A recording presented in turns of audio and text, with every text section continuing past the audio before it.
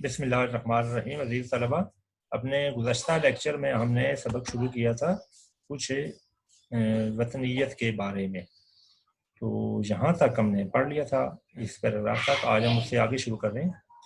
اسلام اور وطنیت میں کوئی تضاد نہیں، بلکہ اسلامیت کی تکمیل وطنیت سے ہوتی ہے۔ وطن اور مملکت کے بغیر اسلام محض خیالی چیز اور ایک طرح کی رہبانیت بن جاتی ہے۔ رہبانیت ہوتا ہے دنیا کو چھوڑ دینا۔ یہ خاص طور پر جو عیسائیت میں ہے نا تصور کہ ان کے چرچ میں ایسی عورتیں رہتی ہیں جن کو نن کہتے ہیں، نن نا، یہ ایسی عورتیں تھیں جو شادی نہیں کرتی بلکہ ساری عمر ان کے مذہب کے مطابق خدا کی عبادت کے لیے اور چرچ کی خدمت کے لیے چرچ میں ہی رہتی ہیں۔ ٹھیک ہے، اس کو رہبانیت کہتے ہیں۔ ویسے یہ عیسائیت سے پہلے بھی یہ تصور موجود تھا۔ تو اسلام میں نا یہ رہبانیت نہیں ہے، اسلام نے منع کیا ہے اس طرح کرنے کو نا۔ علامہ اقبال نے جس وطنیت کی مخالفت کی ہے وہ یورپ کی وطنیت یعنی نیشنلزم ہے، جس کی ایک مخصوص اور طویل تاریخ ہے، اور ایک لحاظ سے یہی وطنیت انسان کے لیے بے شمار مصائب کا سرچشمہ رہی ہے۔ ٹھیک ہے، جیسے کہ پہلے میں نے بتایا، اب یورپ کے جتنے ملک ہیں وہ نسلی اور دینی لحاظ سے تقریباً ایک جیسے ہیں، یا تو وہ کرسچن ہیں یا کچھ جیو ہے، یا بہت سے جو ہیں وہ لادین ہیں، لبرل ہیں، اور اسی طرح انگریز ہیں، انگریزوں کی مختلف قسمیں ہیں، لیکن چونکہ وہ مختلف جغرافیائی خطوں میں رہتے ہیں، ملکوں میں رہتے ہیں، تو یہ جو ان کا تصور قومیت تھا یہ ان میں یونٹی پیدا نہیں کر سکا۔ علامہ اقبال اسی کے مخالف تھے اور بجا طور پر مخالف تھے، مگر ان کے افکار میں جغرافیائی مملکت کی مخالفت کا سراغ کہیں بھی نہیں ملتا۔ ان کے نظام فکر میں جس طرح کوئی مملکت نظام عقائد کے بغیر بربریت اور بد تہذیبی ہے، اسی طرح کوئی نظام عقائد بے مملکت رہبانیت سے کم نہیں، اور یہ چیز اسلام کے عملی تصورات کے خلاف ہے۔ بربریت ہوتا ہے ظلم۔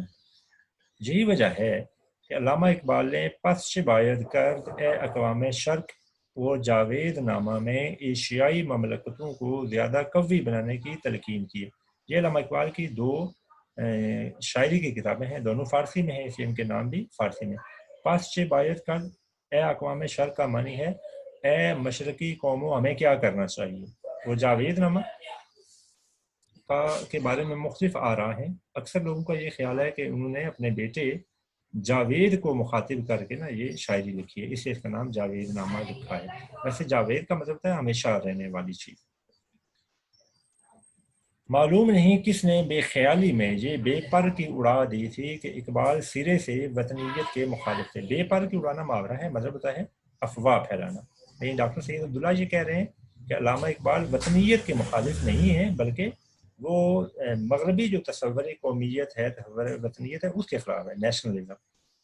اقبال عقائد اور وطن کی وحدت میں گہرا عقیدہ رکھتے تھے، اور وہ وطن کے صرف اس تصور کے مخالف تھے کہ جس کی بنیاد مغرب نے چھوٹے چھوٹے نسلی تعصبات اور مادہ پرستی کی تفریق پر قائم کی تھی، اور جس سے نسلی قومیت ابھری۔ پھر یہ چھوٹی چھوٹی نسلی اقوام ایک دوسرے سے لڑنے بڑھنے لگی، اور ملٹریزم کی وہ اگلا صفحہ دیکھیے، صفحہ نمبر 26، وہ شکل پیدا ہوئی جس کے باعث دنیا میں دو خوفناک جنگیں ہوئی اور انسانیت کے لیے بڑے بڑے مصائب کا سرچشمہ ثابت ہوئی۔ یہ بات پہلے ہو چکی ہے، پہلی اور دوسری جنگ عظیم کی بات ہو رہی ہے۔ ٹھیک ہے، ملٹریزم، جنگجویانہ جذبات پیدا ہوئے۔ دیکھیں یورپ کے ہی اقوام نے اس کی ابتدا کی تھی، ان دونوں جنگوں کی، اور خود ہی وہ اس تباہی اور بربادی کا شکار ہوئی ہیں۔ تاہم ایک بات ہمارے لیے، ہم جو اپنے آپ کو مشرقی اقوام کہتے ہیں، ہمارے لیے بڑی سبق آموز اور حیران کن ہے کہ یورپین نے تباہی کے بعد ایسا سبق حاصل کیا ہے کہ انہوں نے کسی قسم کی نا جنگ بندی اور اس طرح کی نا وہ چیزوں میں حصہ لینا چھوڑ دیا، اور ملک کی ترقی کی طرف ایسی توجہ دی کہ دیکھیں نا 1945 کے بعد یورپ سارا اب دنیا کے لیے ایک رول ماڈل کی حیثیت رکھتا ہے۔ ہر ملک دیکھیں کتنا ترقی یافتہ ہے۔ البتہ مشرقی اقوام جو ہیں ان عقائد کے نہ ہونے کے باوجود پسماندہ ہیں، یعنی وہ یورپین کا جو تصور قومیت ہے وہ تو نہیں ہے ان کے، لیکن پھر بھی پسماندہ ہے۔ پسماندہ کس وجہ سے ہے؟ کہ انہوں نے ان چیزوں کی طرف توجہ نہیں دی کہ جن کی وجہ سے ملک یا قوم ترقی کر سکتا ہے. خاص طور پر جیسے اب جو موجودہ یورپی ممالک کی ترقی ہے اس کے پیچھے صنعتی ترقی ہے، اصل میں سائنسی اور صنعتی ترقی. بعض لوگ بددیانتی سے یا سادگی سے پاکستان میں حب الوطنی کے پردے میں علاقہ پرستی کی تحریک چلا رہے ہیں، مگر یہ بات اچھی طرح ذہن نشین کرنے کے قابل ہے کہ علاقہ پرستی اور وطنیت میں بڑا فرق ہے. یوں عام حالات میں کسی شخص کا کسی خاص علاقے سے محبت رکھنا یا اس کے متعلق اچھے جذبات رکھنا بالکل فطری امر ہے، مگر اس علاقائی محبت کا وطن کے وسیع مفادات سے ٹکراؤ نہیں ہونا چاہیے، ورنہ علاقہ پرستی ایک ایسا مرض ثابت ہو سکتا ہے جو وطن عزیز کی ہستی کے لیے خطرناک ہوگا. ڈاکٹر صاحب جی کہہ رہے ہیں اپنے علاقے سے محبت کرنا یہ بری بات نہیں ہے. ہم جس بھی شہر میں رہ رہے ہیں، جس علاقے میں رہ رہے ہیں، اس سے محبت بری بات نہیں ہے. لیکن جب ہم یہ کہیں کہ ہمارا جو علاقہ ہے یہی بے مثال ہے، باقی شہر فضول ہیں، اور ان کی برائیاں بیان کرنا، اس طرح کا جو ہماری تصور قومیت ہے نا، اس کو نقصان پہنچے گا، ملک کو نقصان پہنچے گا. تو ڈاکٹر صاحب کہہ رہے ہیں کہ علاقہ پرستی جو ہے یہ خطرناک چیز ہے. اس قسم کی علاقہ پرستی کو میں پاکستانی قومیت کا سب سے بڑا دشمن قرار دیتا ہوں، جس میں کوئی شخص قومی وحدت کو پارا پارا کرنے والی علاقائی وفاداریوں کا اتنا پابند اور عادی ہو جائے کہ خطے پر قوم ہی کو قربان کر دے. پارا پارا کرنا، ٹکڑے ٹکڑے کرنا. آپ دیکھیں نا، ایک مخصوص علاقہ کتنا ہی اچھا کیوں نہ ہو، ایک ملک میں رہتے ہوئے وہ اچھا ہے نا. اگر یہ چھوٹے چھوٹے علاقے الگ کر دیے جائیں تو پھر تو ان کی آزادی اور ان کی جو سالمیت ہے وہ اس کو برقرار رکھنا ناممکن ہو جائے. دوسرے ملکوں کے لیے یہ تار نوالا ثابت ہوں گے. تو ایک ملک کا حصہ بن کر یہ مختلف علاقے خوبصورت رہ سکتے ہیں. منیر نیازی کا ایک شعر ہے بڑا پیارا، شاید آپ میں سے کچھ بچوں نے کبھی سنا ہو. یہ بڑی شاندار قسم کی ایک دعائیہ قسم کی نظم ہے. جیسے احمد زین قاسمی کی نظم ہے کہ خدا کرے میری عرض پاک پہ اترے وہ فصل گل جسے اندیشائے زوال نہ ہو. یہ بڑی خوبصورت دعا ہے وطن کے لیے. ایسے ہی منیر نیازی کی بھی نا ایک دعائیہ نظم ہے، ممکن آپ میں سے بال بچوں نے سنی ہو. اس کا یہ پہلا شعر بڑا پیارا ہے جو کبھی کبھی میں کلاس میں بھی پڑھتا رہتا ہوں.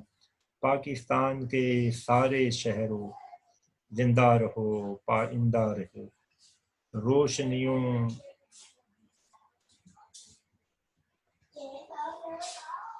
روشنیوں کے آگے پتہ نہیں ترقی کی لہر ہو یا کیا کی لہر ہو، زندہ رہو پائندہ رہو، اس طرح یہ ہے نا. تو پاکستان کے سارے شہروں کی سلامتی جو ہے وہ پاکستان سے جڑی ہوئی ہے. تو جب تک ہم اس بات کو نہیں سمجھیں گے ہم وطن میں جو یونٹی ہے نا اس کو قائم نہیں کر سکیں گے. اچھا جی آگے دیکھیے، یہاں سے ہے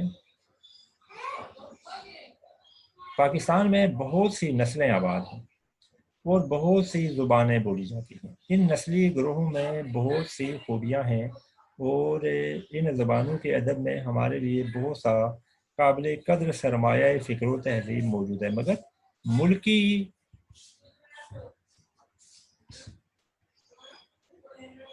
قومیت ہر خطے کے لوگوں سے یہ قربانی مانگتی ہے کہ وہ اپنی صلاحیتوں اور قابلیتوں کو خطے کی خدمت کرتے وقت بھی وسیع تر قومی نقطۂ نظر کے تابع رکھیں، ورنہ ڈر ہے کہ کسی کمزوری کے وقت یا کسی غیر ملکی سازش یا عقیدے سے متاثر ہو کر یہ خطہ پرستی پاکستان کے شیرازے کو منتشر کر کے اس کی وحدت کو بالکل مٹا ہی نہ دے. اچھا ویسے نا عام طور پر جو ہے نا اگر ہم دیکھیں تو کسی خاص خطے سے، علاقے سے، شہر سے جو محبت ہے یہ جو وطن کی سلامتی ہے یا یونٹی ہے اس کے بالکل خلاف نہیں ہے. یہ تو ہر قوم میں، ہر ملک میں یہ ایلیمنٹ موجود ہے، یہ عنصر موجود ہے. یہ اصل میں خطرناک اسی وقت ہوتا ہے جب اس کے شہر کے رہنے والے لوگ ہیں اس طرح کی باتیں کرنا شروع کر دیں کہ جو فلاں فلاں شہر ہیں وہ ہم سے گھٹیا ہیں، یا یہ واویلا کرنا شروع کر دیں کہ جو فلاں فلاں شہر ہیں وہ ہم سے زیادہ ترقی یافتہ ہیں، ان پر نہ ہم سے زیادہ ملکی سرمایہ لگ رہا ہے، ہمارا جو شہر ہے یہ پسماندہ ہے. پھر جو ملکی یونٹی ہے وہ خطرے میں پڑ جاتی ہے. جہاں بہت سے لوگ مقامی زبانوں کی محبت کا واسطہ دے کر خطے کا تعصب ابھار رہے ہیں، ہم میں سے بہت سے لوگ اس کو ایک معصوم سی تحریک سمجھتے ہیں، مگر ہر ذی فہم آدمی کو معلوم ہے کہ پاکستان کے بعض خطوں کی لسانی تحریک دراصل نسلی تحریک ہے، اور اس کے پیچھے زبان کی ترقی کا جذبہ اتنا نہیں جتنا علاقائی ریاستوں کا وہ خواب ہے جو ہمارے ملک کے بعض کم فہم بھائیوں کے دل و دماغ میں ان کی بدبختی کے زیر اثر سمایا ہوا ہے۔ لہٰذا میں اپنی دانست میں علاقائی زبانوں کی تحریک کو شبے کی نظر سے دیکھتا ہوں۔ دانست سوچ، ڈاکٹر صاحب کے خیال میں یہ جو لوگ علاقائی زبانوں کی تحریک چلاتے ہیں، مثلا جیسے پنجابی تحریک ہے، زبان کی تحریک ہے، یا سرائکی زبان کی تحریک ہے، یا جیسے پشتو زبان کی تحریک ہے، تو ڈاکٹر صاحب کہتے ہیں کہ میں اسے شک کی نظر سے دیتا ہوں۔ کیوں؟ یہ لوگ نا بعض اوقات اپنی جو علاقائی زبان ہے اس کو اتنا بڑھا چڑھا کے بیان کرتے ہیں کہ جو ہماری قومی زبان ہے اردو، اس کے مقابلے میں اس کو فضیلت برتری دیتے ہیں، جس کی وجہ سے ہماری نیشنل یونٹی جو ہے وہ متاثر ہوتی ہے، ہمارا قومی جو اتحاد ہے وہ متاثر ہوتا ہے۔ اور اکثر یہ درخواست کرتا رہتا ہوں کہ حکومت ملک کی وحدت قومیت کی خاطر اس لسانی تعصب کو پھیلنے سے روکے اور مقامی زبانوں کی ترقی کے ہر منصوبے کے پس پردہ محرکات کا بھی جائزہ لیتی رہے۔ پس پردہ چھپی ہوئی باتیں، یعنی دیکھیں ہمارے ملک میں بھی یہ بات مشہور ہے کہ جو فلاں زبان ہے مقامی زبان، اس کے پیچھے جو ہے نا فنڈنگ غیر ملکی ہے، جیسے انڈیا کر رہا ہے یا رشیا کر رہا ہے یا کوئی اور دوسرا تیسرا۔ وہ کیوں کر رہے ہیں؟ وہ اس لیے کہ ہماری جو نیشنل یونٹی ہے، قومی اتحاد ہے، اس کو توڑا جا سکے۔ آپ نے دیکھا ہوگا کہ بعض اوقات یہ جو علاقائی زبانوں کی تحریک والے ہیں یہ اس طرح کی باتیں کرتے رہتے ہیں کہ ہم قومی زبان کو نہیں مانتے اور ہماری اپنی جو زبان ہے یہی سب سے افضل ہے، سب سے اچھی ہے، یہ اتنے ہزار سال سے دنیا میں موجود ہے، یوں ہے وہ ہے۔ اس میں کوئی دو رائے نہیں ہے کہ یہ زبانیں جو ہیں ہماری علاقائی زبانیں اردو سے زیادہ قدیم ہیں، لیکن جو قومی وحدت ہے اس کے لیے نا کچھ نشانات ہوتے ہیں، سمبلز ہوتے ہیں، کچھ چیزیں ایلیمنٹس ہوتی ہیں کہ جن کی وجہ سے قوم جو ہے نا وہ ایک اتحاد کی شکل اس میں پیدا ہوتی ہے۔ اس میں قومی لباس ہے، قومی زبان ہے، قومی مختلف علائم ہیں، ٹھیک ہے، سمبلز ہیں کہ جن کو سارے لوگوں نے اپنانا ہوتا ہے۔ یہ ساری دنیا میں ایسے ہی ہے، یہ نہیں کہ صرف ہمارے یہاں۔ چلیے اب آگے دیکھیے اگلا صفحہ نمبر 27 سبق اب ہمارا یہ ختم ہو گیا ہے اور اب ہماری مشق شروع ہو گئی ہے جی۔ تو پہلے مشق کو دیکھ لیتے ہیں اس میں کیا کیا چیزیں ہیں، پھر میں مشقی سوالات سے متعلقہ جو سلائیڈز ہیں وہ میں آپ سے شیئر کروں گا۔ سب سے پہلا سوال ہے صحیح یا غلط پر نشان لگائیں، یعنی یہ جو جملہ لکھا ہوا ہے نا یہ آپ نے سبق میں تلاش کرنا ہے۔ اگر سبق میں اسی طرح لکھا ہوا ہے جیسے یہاں لکھا ہوا ہے تو پھر آپ نے صحیح پر چھوٹا سا ٹک مارک لگا دینا ہے۔ اگر اس میں ذرا سے بھی تبدیلی ہے تو پھر یہ غلط ہے، ٹھیک ہے۔ اس کے صحیح یا غلط کا معیار جو ہے ہمارا ٹیکسٹ ہوتا ہے، ہمارا سبق ہوتا ہے، متن ہوتا ہے۔ بعض اسٹیٹمنٹ ایسی ہوتی ہیں کہ جو ویسے نا اپنی اصل میں ٹھیک ہوتی ہیں لیکن ہمارے سبق کے مطابق وہ غلط ہوتی ہیں، لہذا آپ نے ہمیشہ اپنے سبق کے نقطۂ نظر سے اس کو چیک کرنا ہے، ویسے نہیں لکھ دینا کہ یہ صحیح ہے یا غلط ہے۔ یہ پیپر میں سوال اس طرح تو نہیں آتا لیکن ظاہر ہے جو آبجیکٹیو آتا ہے اس میں نا یہ اس طرح اسٹیٹمنٹ آ جاتی ہیں، پھر آگے نا آپشنز آ جاتی ہیں۔ یہ سوال آپ نے اسی بک پہ کر لینا ہے۔ سوال نمبر 2 ہے درج ذیل الفاظ و تراکیب کو جملوں میں استعمال کریں۔ یہ سارے الفاظ جملے میں نے سلائیڈ کی شکل میں آپ سے شیئر کرنا ہے، اس کی سلائیڈ بنا لی ہے۔ سوال نمبر 3 ہے ڈاکٹر سید عبداللہ نے پاکستانی قومیت کا جو مسئلہ بیان کیا ہے آپ اس سے کس حد تک متفق ہیں؟ یہ جواب میں نے لکھ لیا ہے، سلائیڈ میں آپ سے شیئر کروں گا۔ سوال نمبر 4 ہے قومیت اور علاقائیت کے مابین جو امتیاز مصنف نے واضح کیا ہے اسے اپنے لفظوں میں لکھیں، یہ بھی سلائیڈ کی شکل میں موجود ہے، میں آپ سے شیئر کروں گا۔ سوال نمبر 5 خالی جگہیں اصل متن کے مطابق پر کریں۔ دیکھیں یہاں اس نے کیا لکھا ہے کہ جو اصل ٹیکسٹ ہے ہمارا اس کے مطابق ان خالی جگہوں کو پر کریں، مطلب اس میں کوئی اور لفظ بھی لگا کر ہم اس کو جملہ پورا بنا سکتے ہیں لیکن جہاں ہم نے وہ لفظ لکھنا ہے کہ جو ہمارے سبق میں موجود ہے۔ تو اب آپ سبق پڑھیں گے تو وہاں سے یہ لفظ آپ کو مل جائیں گے. یہ بھی آپ نے سوال کتاب پہ ضرور کرنا. سوال نمبر 6 گرامر سے متعلق ہے. متعلق فعل کیا ہوتا ہے؟ فعل فاعل اور مفعول کی مناسبت سے کیسے تبدیل ہوتا ہے؟ یہ گرامر سے ریلیٹڈ ہمارا سوال ہے. اس کی تفصیلات ہیں ساری میں نے سلائیڈ میں لکھ دی ہیں. وہ میں سلائیڈ آپ سے بھی شیئر کرتا ہوں جس میں شامل ہوگا. اگر یہ نیا سبق آ جاتا ہے یہ فی الحال ہماری اس ٹرم میں شامل ہے. اب ہم سلائیڈ کی طرف چلتے ہیں جو میں نے بنائی ہیں.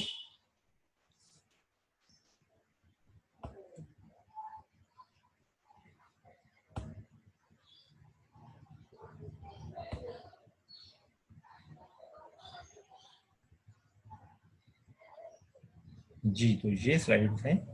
سب سے پہلی جو سلائیڈ ہے اس میں الفاظ و تراکیب کو جملوں میں استعمال کرنے کا جو سوال ہے یہ شامل ہے. ٹھیک ہے. اب دیکھیے متحدہ قومیت. کانگریسی رہنما متحدہ قومیت کے حامی تھے. اس کو میں زوم بھی کر دیتا ہوں تاکہ آپ کو دیکھنے میں آسانی ہو.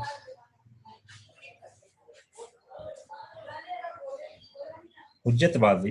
لوگوں کی حجت بازی کی وجہ سے اکثر مسئلے حل نہیں ہوتے. مستحکم.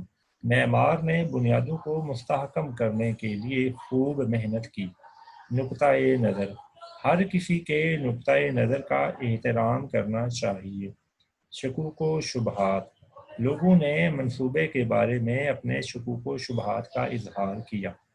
تہذیبی وراثت. اسلامی اقدار ہماری تہذیبی وراثت میں شامل ہیں. نیک نیتی. جو کام نیک نیتی سے کیا جائے اس کا نتیجہ اچھا نکلتا ہے. اچھا یہ الفاظ جملے میں بنا تو دیتا ہوں آپ کی آسانی کے لیے, لیکن اگر آپ کو الفاظ معنی آتے ہوں تو آپ خود نا جملے بنا سکتے ہیں. یعنی یہ ضروری نہیں ہے کہ آپ یہی والے جو میں نے لکھے ہیں یہی جملے رٹ لیں اور پیپر میں یہی لکھیں. یہ آپ کی آسانی کے لیے ہے کہ اگر آپ کو سمجھ نہیں آ رہی تو چلیں یہ نا میں نے آپ کے سامنے بنا دیا. اچھا کچھ بچے جو ہیں وہ الفاظ معنی میں سے بہت سے الفاظ کے معنی تو جانتے ہیں لیکن ان کو جملہ بنانے کا سینس نہیں ہوتا. ٹھیک ہے. تو یہ بھی آپ نا ذرا سیکھ لیں کہ معنی آنے کے باوجود جملہ کیسے غلط ہو سکتا ہے. بعض بچے معنی تو جانتے ہوتے ہیں لیکن جملہ صحیح اس کا مفہوم صحیح نہیں بنا سکتے. جملہ ایسا بناتے ہیں کہ اس کا مفہوم جو ہے نا وہ عجیب و غریب نکلتا ہے. تو یہ بات بھی اپنے ذہن میں رکھنی ہے. اچھا جی اب اس کے بعد مشقی سوالات میں سے یہ صرف 2 سوال ہیں اس میں, ان کی جواب میں لکھ دیں. سوال نمبر 1 ہے ڈاکٹر سید عبداللہ نے پاکستانی قومیت کا جو مسئلہ بیان کیا ہے آپ اس سے کس حد تک متفق ہیں؟ جواب ڈاکٹر سید عبداللہ نے پاکستانی قومیت کے مسئلے پر بڑی متوازی رائے دی ہے. سوری متوازی نہیں, یہاں ہونا چاہیے متوازن, نون ہونا چاہیے. ٹھیک ہے. متوازن کا مطلب ہے بیلنسڈ. ڈاکٹر صاحب کے بقول ہماری قومیت کے 2 بنیادی عناصر ہیں. ایک تو اسلامی اقدار و عقائد سے جڑے ہیں اور دوسری بنیاد ہماری عرضی شناخت ہے جو کہ پاکستان سے وابستہ مظہر ہے. اس رائے سے ہمیں مکمل اتفاق ہے. ٹھیک ہے. یعنی یہ جو انہوں نے بات کی ہے اس مضمون میں اس میں بڑا توازن ہے, بیلنس رائے انہوں نے دی ہے. اس میں یہ نہیں ہے کہ بہت ہی سختی سے انہوں نے کہا ہو کہ نہیں نظریہ پاکستان کا یہی مقصد ہے اور اس کے خلاف یہ چیزیں بڑی وہ ہیں غلط ہیں. اس طرح کی بات نہیں کہ انہوں نے بڑی نا اچھی رائے اس میں دی ہے. اس لیے ہم کہہ سکتے ہیں کہ ہمیں اس سے مکمل اتفاق ہے. اگر ہمیں اتفاق نہیں ہے تو پھر ہمیں نا یہ کہنا پڑے گا, جواب میں بتانا پڑے گا کہ ہمیں کیوں اتفاق نہیں ہے, ڈاکٹر صاحب کی کون سی بات غلط ہے. یعنی یہ ضروری نہیں ہے کہ ہم کہیں کہ ہمیں اتفاق ہے. ہم یہ بھی کہہ سکتے ہیں کہ ہمیں اتفاق نہیں ہے لیکن پھر ہمیں اس میں نا ریزن دینی ہوگی, وجہ بتانی ہوگی جواب میں کہ ڈاکٹر صاحب نے فلاں جو بات کی ہے یہ غلط ہے, ہم یہ سمجھتے ہیں کہ یہ تصور یوں ٹھیک ہے. سوال نمبر 2 قومیت اور علاقائیت کے مابین جو امتیاز مصنف نے واضح کیا ہے اسے اپنے لفظوں میں لکھیں. جواب قومیت ایک بڑا تصور ہے جس میں مذہبی اقدار اور روایات کے ساتھ ساتھ عرضی شناخت بھی شامل ہوتی ہے, جبکہ محض ایک علاقے سے محبت کرنا علاقائیت کہتا ہے. علاقائیت اپنی جگہ بری نہیں ہوگی, اسے قومیت پر فوقیت دینا بہت بری سوچ ہے. ٹھیک ہے. ڈاکٹر صاحب نے یہ بات کی ہے اور سبق کے دوران میں نے بتایا تھا کہ یہ بات کس طرح غلط ہے. اب یہ سوال آ جاتا ہے متعلق فعل والا اور فعل کی فاعل و مفعول سے مطابقت. یہ آپ نے غور سے پڑھنا ہے اور اس کو لکھ لینا ہے. اس میں چونکہ خاصی تفصیل آ جاتی ہے دونوں چیزوں میں، تو یہ آپ کو زبانی یاد نہیں رہے گی، لیکن اگر آپ سمجھ لیں ایک دفعہ تو پھر آپ کو چیزیں یاد رہ جائیں گی۔ سب سے پہلے تعریف ہے کہ متعلق فعل کسے کہتے ہیں۔ فعل کی فاعل اور مفعول سے مطابقت ہونا ضروری ہے، اسے متعلق فعل یا مطابقت فعل کہتے ہیں۔ یہ اس کی تعریف ہے، ٹھیک ہے، جو آیا ہے نا کہ متعلق فعل کسے کہتے ہیں، کتاب میں یہ سوال ہے، اس کی یہ تعریف ہے۔ اس کی درج ذیل صورتیں ہیں، یعنی یہ اس شکلوں میں ہمارے سامنے ہو سکتا ہے۔ کیسے؟ ایک فعل اور فاعل کی مطابقت، اس کے اب ذیلی اصول یہ ہے۔ نمبر ایک، جملے میں فعل ہمیشہ اپنے فاعل کے مطابق آتا ہے۔ مثالیں، لڑکا آیا، عورت آئی، وہ سارے چلے گئے۔ یعنی اگر فاعل واحد ہے اور مذکر ہے تو فعل بھی واحد اور مذکر رہے گا، اگر فاعل واحد ہے اور عورت ہے تو فعل بھی مؤنث کے مطابق آئے گا، ٹھیک ہے، جو کہ عورت جو ہے مؤنث ہو گئی ہے۔ اور اگر فعل جمع ہے تو پھر فاعل جمع ہے تو پھر فعل بھی جمع آئے گا۔ نمبر دو، دوسرا رول کیا ہے؟ دوسرا رول، اگر ایک جملے میں ایک سے زیادہ فاعل ہوں تو ایسی صورت میں فعل کی مطابقت آخری فاعل کے مطابق آئے گی۔ مثلا تمام لڑکے اور لڑکیاں پڑھ رہی ہیں، دیکھیں لڑکے پہلے آیا اور لڑکیاں پڑھ رہی ہیں، یہ لڑکیوں سے، کیونکہ لڑکیاں آخری فاعل ہیں تو اس سے مطابقت پیدا کی گئی ہے فعل کی۔ تمام عورتیں اور مرد چل پڑے، یہاں مرد آخر میں فاعل ہے تو اس لیے چل پڑے ہے، چل پڑی نہیں ہے۔ تیسرا اصول ہے، اگر ایک سے زیادہ فاعل واحد ہونے کی صورت میں جمع ہو جائیں تو فعل جمع آئے گا۔ کیسے؟ ایک بچہ اور ایک مرد باتیں کر رہے ہیں، اب ایک اور ایک ہے، ٹھیک ہے، لیکن یہ دونوں مل کے جمع کی شکل ایک بنا رہے ہیں، تو اس لیے ہم نے کہا ہے کہ باتیں کر رہے تھے، ورنہ یہاں کیا ہونا چاہیے؟ ایک بچہ اور ایک مرد باتیں کر رہا ہے، چونکہ یہ مرد ایک ہے نا، یہاں چونکہ یہ جمع ہو گیا تو یہ کر رہے تھے۔ دوسری مثال ہے، ایک لڑکی اور ایک عورت جا رہی ہیں، ٹھیک ہے، یہ بھی جمع کی صورت میں آ رہا ہے تو اس لیے ہم نے اس کو جو اس کا فعل ہے اس کو جمع کر دیا۔ چوتھا اصول اس کا ہے، جب فاعل دو یا دو سے زیادہ ضمیروں پر مشتمل ہو اور ان میں سے کوئی ضمیر حاضر، کوئی ضمیر غائب اور کوئی ضمیر متکلم ہو تو اس صورت میں فعل جمع آئے گا۔ ضمیر حاضر یعنی جو بندہ سامنے ہو اس کو مخاطب کرنے کے ضمیر، تم اور تو۔ ضمیر غائب یعنی جو بندہ غائب ہو اس کے جو ضمیر ہوتا ہے نا، پروناؤن، جو ناؤن کی جگہ جو لفظ استعمال ہو اس کو اردو میں ضمیر کہتے ہیں، جیسے وہ اور وہ سب، یہ غائب کی ضمیر ہے۔ اور ضمیر متکلم بولنے والا یعنی میں اور ہم، یہ تین ضمیریں ہوتی ہیں۔ مثالیں، وہ، میں اور تم اس کا کوئی کام نہیں کریں گے، ٹھیک ہے، یہ سارے مل کے جمع بن جاتے ہیں، اس لیے فعل بھی جمع آیا ہے۔ تم سب، وہ اور ہم اپنا کام محنت سے کریں گے۔ پانچواں اصول ہے، جب فاعل کی عزت و تعظیم کرنی ہو تو فعل جمع کی صورت میں آئے گا، یعنی فاعل ہوتا تو واحد ہے لیکن فعل جو ہے تعظیم کی وجہ سے جمع کی صورت میں آتا ہے۔ جیسے پرنسپل صاحب کالج تشریف لے آئے ہیں، اب یوں کہنا کہ پرنسپل کالج آ گیا ہے، یہ پرنسپل کی توہین ہے، عزت نہیں ہے، اس لیے یہ لفظ استعمال نہیں کیا جاتا۔ ورنہ گرامر کی روح سے تو یہ ٹھیک ہے اگر کہیں کہ پرنسپل کالج آ گیا، لیکن تعظیم اور عزت کے حوالے سے ٹھیک نہیں ہے، تو لہذا کہتے ہیں کہ تشریف لے آئے ہیں یا آ گئے ہیں، یعنی فعل کو جمع کر دیتے ہیں، حالانکہ جو فاعل ہے وہ واحد ہے۔ آپ کے والد صاحب نیک آدمی ہیں، ٹھیک ہے، یہ نہیں ہے کہ آپ کا والد نیک آدمی ہے، یہ کہنا ٹھیک تو ہے لیکن عزت کے حوالے سے یہ غلط ہے۔ چھٹا رول ہے، اگر کسی جملے میں ایک سے زیادہ فاعل ہوں اور وہ حرف عطف یعنی واو یا اور کے ذریعے ملے ہوں تو فعل عموماً جمع آتا ہے۔ کیسے؟ فہد اور اسلم چلے گئے، اب دیکھیں یہ دونوں واحد ہیں لیکن چلے گئے جمع آ گیا۔ دوسرا، شاہ و گدا سب خدا کی مخلوق ہے، شاہ بادشاہ اور گدا مانگنے والا، یہ اپنی اپنی جگہ تو واحد ہے نا، لیکن یہاں فعل جو ہے جمع آ گیا ہے، آ گیا ہے نہیں آیا۔ ساتواں اصول ہے، آپ اگر ضمیر فاعلی کی شکل میں آئے تو فعل جمع آئے گا، یعنی لفظ آپ۔ اچھا، یہ آپ نے اور سے دیکھنا ہے، میں آپ کو سمجھا بھی رہا ہوں، آپ کے مزاج کیسے ہیں، اور دوسرا آپ نے بتایا نہیں کہ کب آ رہے ہیں۔ آج کل یہ ٹی وی اور ریڈیو پر یہ عام ہو گیا کہ آپ کب آ رہے ہو، آپ بتاؤ نا، آپ کیا کر رہے ہو، ٹھیک ہے، لفظ آپ کہتے ہیں لیکن آخر میں فعل جو ہے وہ واحد کا استعمال کرتے ہیں، تو یہ گرامر کے لحاظ سے سراسر غلط ہے۔ یا تو شروع میں آپ نہ کہیں، تم کہیں یا تو کہیں، تو پھر آخر میں ہو یا ہے ٹھیک ہوگا۔ تو اگر شروع میں آپ لگایا ہے تو پھر آخر میں لازماً جمع کا فعل آنا چاہیے۔ گرامر کے لحاظ سے یہ غلطی ہے، اس طرح نہیں کرنا چاہیے۔ پھر ہے فعل کی اپنے مفعول کے سے مطابقت۔ اس کے اصول جو ہے، نمبر 1، اگر کسی جملے میں ایک سے زیادہ مفعول ہوں تو فعل آخری مفعول کے مطابق آئے گا۔ مثالیں، بڑھئی نے 3 صندوق اور 1 پلنگ بنایا۔ اب جو صندوق ہے یہ مؤنث ہے اور جو پلنگ ہے یہ مذکر ہے، ٹھیک ہے؟ اس لیے نہیں سوری، صندوق بھی وہ ہے مذکر ہے، لیکن یہ جمع ہے نا۔ اگر صندوق آخر میں ہو تو پھر یہ جملہ بدل جائے گا، پھر کیسا ہوگا؟ بڑھئی نے 1 پلنگ اور 3 صندوق بنائے، کیونکہ صندوق 3 ہے، یہاں پلنگ 1 ہے تو اس لیے بنایا آ گیا ہے، ٹھیک ہے؟ نمبر 2، مزدور نے 1 بوری اور 3 ڈبے اٹھا لیے۔ اب 3 ڈبے تھے تو اٹھا لیے، اگر بوری آخر میں ہوتی تو پھر کیا ہوتا؟ مزدور نے 3 ڈبے اور 1 بوری اٹھا لی۔ بوری مؤنث ہے، ڈبے جو ہے مؤنث ہے، مذکر ہے، تو یہ آپ نے خیال رکھنا ہے، ٹھیک ہے؟ یہاں مفعول جو ہے اس کی مناسبت سے یہ آخر میں فعل آ رہا ہے۔ اگر کسی جملے میں ایک سے زیادہ مفعول ہوں تو فعل آخری مفعول کے مطابق مذکر یا مؤنث آئے گا۔ یہی والا اوپر والا جو رول میں نے بتایا۔ سلیم نے 2 کتابیں اور 1 قلم خریدا۔ قلم چونکہ مذکر ہے تو خریدا ہے، کتابیں ہوتی تو خریدیں ہو جائے گا، چونکہ کتاب ہے مؤنث ہے۔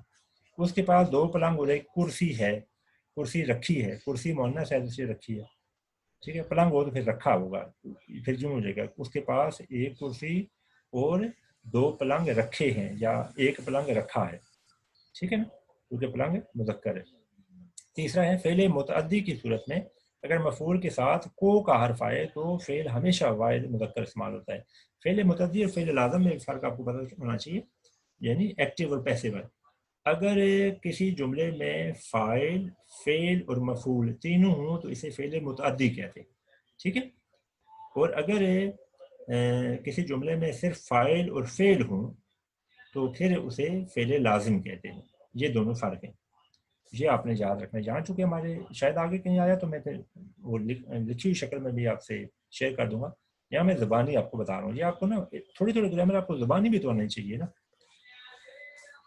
مثالیں، آپ نے کپڑوں کو کیوں خراب کر دیا، ٹھیک ہے؟ اگر یہاں کو لفظ نہ ہوتا نا تو پھر خراب کیا نہیں آنا چاہیے، پھر آخر میں اور ہوتا، پھر کیسے تھا کہ آپ نے کپڑے کیوں خراب کیے، ٹھیک ہے؟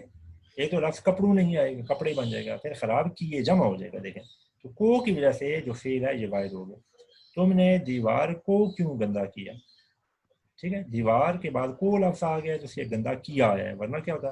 تم نے دیوار کیوں گندی کی، ایک دیوار ہے نا، تو دیواروں اگر ہو تو تب بھی ہوگا تم نے دیواروں کو کیوں گندا کیا۔ ویسے اگر ہو تو تم نے دیواریں کیوں گندی کی، جمع ہو جائے گا اگر لفظ کو نہ ہو۔ یہ فرق بھی آپ نے ذہن میں رکھنا ہے۔ نمبر 4، اگر کو کی علامت مفعول کے ساتھ نہ آئے تو پھر فعل مفعول کے مطابق واحد جمع یا مذکر مؤنث آئے گا۔ مثلا آپ نے کپڑے کیوں خراب کیے، ابھی جو میں نے بتایا، اور تم نے دیوار کیوں گندی کی۔ یہاں اصل میں گندی کی اور گندا کیا میں کوئی فرق نہیں ہے، اصل میں دیواریں لفظ ہونا تو پھر ہوگا کہ تم نے دیواریں کیوں گندی کیں، جمع ہو جائے گا، ٹھیک ہے؟ تو گندی کی اور گندا کیا بھی ہے نا، کہ یہ دیکھیں مذکر ہو گیا یہاں، اور یہاں جو ہے یہ گندی کی، دیوار کی، چونکہ دیوار مؤنث ہے تو اس لیے یہ آ گیا۔ تو یہ فرق ہے آپ نے ذہن میں رکھنے ہیں۔ یہ زبانی یاد کرنے والی چیزیں شاید آپ کو مشکل لگیں، آپ ان کو لکھ لیں نوٹس کی شکل میں تو پھر یہ آپ کو نا کافی عرصے تک یاد رہیں گی، ویسے شاید آپ کو مشکل لگتی ہیں۔ اچھا بھائی، آج کا ہمارا یہ سبق اور یہ مشق یہاں ختم ہوتی ہے۔ حصہ نثر جو ہے نا، یہ اس ٹرم میں جو ہماری 15 ستمبر تک جا رہی ہے، یہ 4 سبق ہی شامل ہے۔ تو آج ہم نے حصہ نثر اپنا آخری سبق ختم کر دیا ہے اس لیکچر میں۔ انشاءاللہ اگلے لیکچر میں جب آپ سے ملاقات ہوگی تو ہم حصہ نظم شروع کریں گے، ٹھیک ہے؟ تو اگلے لیکچر میں آپ سے انشاءاللہ ملاقات ہوتی ہے، تب تک کے لیے خدا حافظ۔